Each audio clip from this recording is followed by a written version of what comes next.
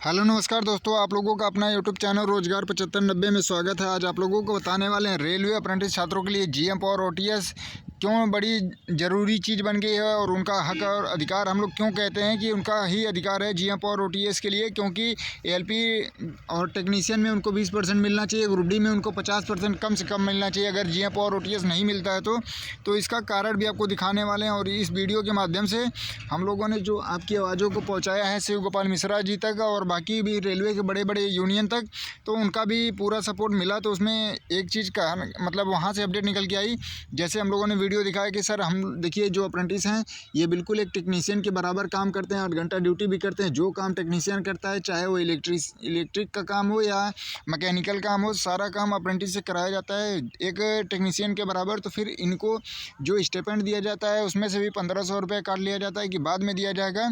और इनको जब समायोजन की बात होती है तो भी रेलवे भी इस पर कोई जवाब नहीं देता है, ना ही रेल मंत्री कुछ बोलते हैं। और फिर अप्रेंटिस 1 साल करके फिर बेरोजगार होते जाते हैं। और इसी तरीके से आईटीआई भी छात्रों के लिए पहले बोला गया कि ग्रुप डी में आईटीआई लागू होगा, जो लोग ग्रुप डी में जाना चाहते हैं आईटीआई कर लें। फिर जैसे ही छात्रों ने आईटीआई किया फिर ग्रुप डी में आईटीआई हटा दिया गया।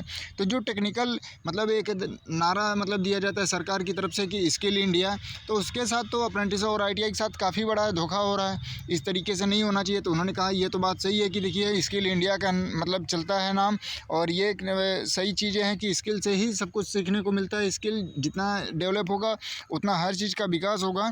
लेकिन देखिए इसमें जब आप लोग इनको वरीयता देंगे तब तो, जब अप्रेंटिस करके आ रहा है जो 2 साल आईटीआई किया है, 1 साल पूरे रेलवे में ट्रेनिंग कर लिया है, आपको हम वीडियो भी दिखाते हैं अप्रेंटिसों से कैसे कैसे काम करवाया जाता है और क्या क्या काम कर लेते हैं अप्रेंटिस, फिर भी उनको नहीं रखा जाता है जीएम और ओटीएस। ग्रुप डी में लेवल 1 की जो सबसे लो पोस्ट होती है उस पर भी आप लोग रखने के लिए राज़ी नहीं है। तो इन सारी चीज़ों को लेकर डिस्कस हुआ। और क्योंकि देखिए एग्ज़ाम डेट आ जाने की वजह से काफ़ी छात्र परेशान है कि अब तो मतलब एग्ज़ाम आ गया है, किसी का आज है कल है परसों, इस तरीके से लगा रहेगा तो उनका समायोजन कैसे होगा। तो इन सारी चीज़ों को लेके जो भी आपके मन में डाउट था हम लोगों ने वहाँ पे डिस्कस किया है। अब देखिए उसमें क्या निकल के आता है अपडेट।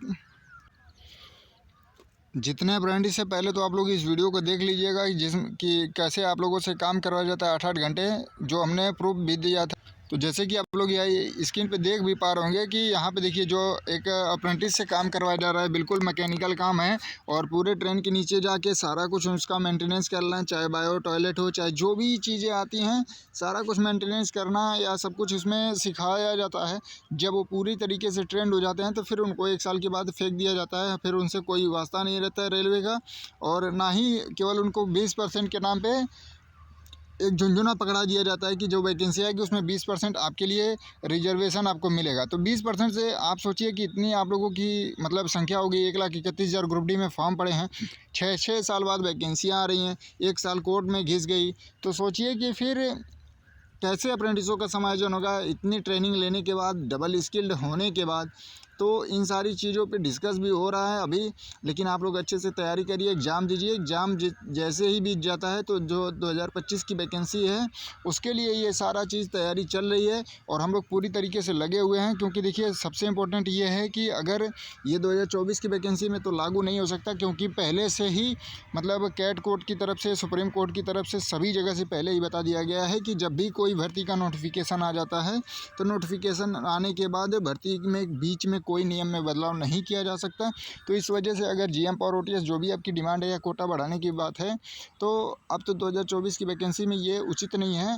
लेकिन जैसे 2025 की जो वैकेंसी आने वाली है, आपको पता होगा कि अक्टूबर से दिसंबर के बीच में उसके कैलेंडर के हिसाब से नई भर्ती जो आने वाली है, तो उस भर्ती के लिए ये सब तैयारियाँ चल रही हैं कि जो अप्रेंटिस हैं उनको कम से कम उस भर्ती में ये सारा बेनिफिट देखने को मिले। ठीक है, क्योंकि आप लोग इस तरीके से देख भी पा रहे होंगे कि मतलब ट्रेन के नीचे जा के इस तरीके से एक अप्रेंटिस कितनी मेहनत करता है कि चलिए हमको रेलवे में जॉब मिल जाएगी। हम एक साल पूरी मेहनत से सीख रहे हैं, 8-8 घंटे ड्यूटी दे रहे हैं, सीएल 10-12 पूरे साल में सीएल मिलता है, घर नहीं जा पाते हैं, फेस्टिवल पे नहीं जा पाते हैं, एक दिन जाते हैं तब तक मान लीजिए यूपी का बंदा पश्चिम बंगाल में कर रहा है तो एक दिन जाने आने में ही ख़त्म हो जाता है।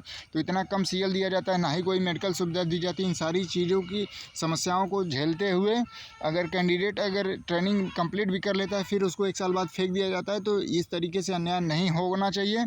और ना ही हम लोग स्वीकार करेंगे। जो अप्रेंटिसों का हक है, अधिकार है, वो ज़रूर मिलना चाहिए। और इसके लिए हम लोग बिल्कुल संवैधानिक तरीके से सारे नियमों का पालन करते हुए हम लोग अपनी डिमांड को ज़रूर ज़रूर रखेंगे। और जितने अप्रेंटिस हैं इस वीडियो को देख रहे हैं, आप लोग एग्ज़ाम की तैयारी करिए, उसके साथ साथ अपने हक और अधिकार के लिए जागरूक रहिए, नहीं तो इस ज़माने में आपको कुछ नहीं मिलने वाला है। ठीक है, आपको पता है कि सोचिए, एक जो बड़े बड़े मतलब नेता होते हैं जो पूरे 5 साल एसी रूम में बैठे रहते हैं, लेकिन जब उनका चुनाव आता है तो उनको भी फील्ड पे आना पड़ता है। अपने 5 साल अगर आराम करना है तो एक 10 दिन 5 दिन वो भी चुनाव प्रचार में आके घरों घरों में जा के हाथ जोड़ के विनती करते हैं कि आप हमें वोट करिए। उनको उसी तरीके से आपको भी आना पड़ेगा अपने हक और अधिकार के लिए। अगर आपको भी अपने भविष्य को बचाना है, भविष्य को बनाना है, तो 2-4 दिन एग्ज़ाम बीत जाता है तो फिर आप लोग आइए, साथ आइए, इस पर डिस्कस करिए। अपने जो 2025 की वैकेंसी है उसमें अपनी हक और अधिकार लेने की कोशिश करिए, बिल्कुल नियमतः। तो जितने भी लोग इस वीडियो को देख रहे हैं उनसे एक ही रिक्वेस्ट है, आईटीआई और अप्रेंटिस के साथ जो अन्याय हो रहा है ये चीज़ें नहीं होना चाहिए, और इसके जिम्मेदार दोनों लोग हैं, आईटीआई भी और अप्रेंटिस भी, क्योंकि आप लोगों में कोई यूनिटी नहीं है, कोई एकता नहीं है। जैसे कि एक डाटा के माध्यम से मतलब बताया जाता है कि कम से कम अप्रेंटिस करने वाले की संख्या 1,31,000 है जो ग्रुप डी में फॉर्म भरा है, और आईटीआई कंप्लीट करने वालों की संख्या जो है कम से कम 40 लाख है। तो सोचिए, इतनी संख्या होने के बावजूद भी अगर आप लोग एक छोटा सा टारगेट या अपनी बातों को सामने से नहीं रख पाते हैं रेलवे भर्ती बोर्ड से या रेल मंत्री से, तो फिर आपके इतनी संख्या बल होने के बावजूद कोई मतलब नहीं है। तो आप सभी छात्रों से हमारा एक ही रिक्वेस्ट है कि अगर आपसे इतनी हार्ड ट्रेनिंग करवाई जाती है, ना ही आपको छुट्टी दिया जाता है, ना ही सीएल दिया जाता है, तो आप लोग आइए, सब कुछ अपना आपने 1 साल में सब कुछ त्याग करके 1 साल ट्रेनिंग लिया है और 2 साल का आईटीआई किया है, तो अपने हक और अधिकार के लिए साथ आइए। जैसे कि आप लोग यहाँ पे देख पा रहे होंगे, काफ़ी अप्रेंटिस कैंडिडेट का सपोर्ट भी मिल रहा है, जिनको पता हो जाएगा ना कि ये चीज़ें अब 20% से सिलेक्शन सभी का नहीं हो सकता। जो अप्रेंटिस कैंडिडेट मतलब अप्रेंटिस कर रहा है भले, लेकिन जो पढ़ के गया है उसको पता है कि 20% वैकेंसियाँ आएंगी, तो इतनी संख्या 20%, अब 1,31,000 में से 6,000 लोगों का सिलेक्शन होगा, 6,400 लोगों का, यानी 6400 लोगों का। फिर उससे ज़्यादा अप्रेंटिस आ जाएंगे, नहीं फिर आपकी संख्या बढ़ती जाएगी। बाकी ये जो बेरोजगार वाले हैं 1 लाख प्लस ही अप्रेंटिस इस हिसाब से तो रह जाएंगे। तो जो इन सारी चीज़ों को समझ गए हैं वो अभी से पूरा सपोर्ट कर रहे हैं, लेकिन जो अभी ओवर कॉन्फिडेंस हैं उनके लिए अब मैं कहना चाहता हूँ कि देखिए, आप लोग भी अच्छे से तैयारी करिए। वो आपके लिए और बेहतर है कि आप ग्रुप डी के अलावा एलपी टेक्नीशियन में भी एग्ज़ाम निकाल के चले जाइए, लेकिन आप लोग 5 मिनट 10 मिनट जो आपकी यूनिटी की बातें हैं, जो एकता की बातें हैं, उसमें आप लोग अपने हक और अधिकार के लिए आवाज़ उठाइए। और ऐसा नहीं है कि आप नौकरी पा जाएंगे ग्रुप डी बेस पे, ग्रुप डी में तो आपको बहुत आराम मिल जाएगा, क्योंकि पिछली बार देखिए बहुत से ऐसे अप्रेंटिस हैं जो अप्रेंटिस भी किए थे, आईटीआई भी किए थे, फिर भी उनको मतलब मिला ट्रैकमैन। बताइए, आप टेक्निकल सब कुछ लेते हैं, आप ट्रेनिंग कर रहे हैं मैकेनिकल का, इलेक्ट्रिकल का, फिर आप अप्रेंटिस करके जब सिलेक्शन हो जाता है तो फिर आपको मिल जाता है ट्रैकमैन। आपने सीखा है मैकेनिकल का, CNW का, तो फिर इस तरीके से भी तो काफ़ी दिक्कत होती है।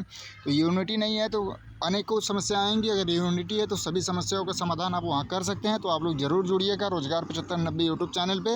और जो लोग इस वीडियो को देख रहे हैं, ज़्यादा से ज़्यादा लोगों को शेयर करके जानकारी दीजिए कि एग्ज़ाम के साथ साथ अपनी जो हक और अधिकार है उसके लिए आप लोग सपोर्ट करिए, सहयोग करिए, बिल्कुल सोशल मीडिया के माध्यम से शांतिपूर्वक। धन्यवाद।